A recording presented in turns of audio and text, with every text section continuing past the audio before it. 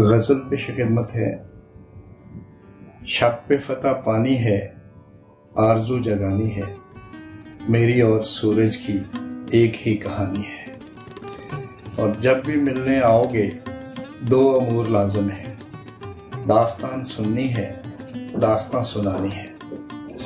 रात मुझको सपने में चांद मिलने आया था, बात एक कही उसने तुमको जो सुनानी है।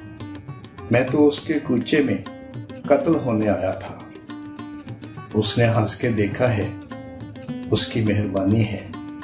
और उसका जो सरापा है कब किसी ने नापा है, उसका जो सरापा है कब किसी ने नापा है। सरसराता जोबन है, सर फिरी जवानी है। और हिजर का जो किस्सा है वसल ही का हिस्सा है।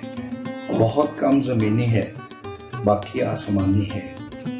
शब पे फतह पानी है, आरजू जगानी है, मेरी और सूरज की एक ही कहानी है।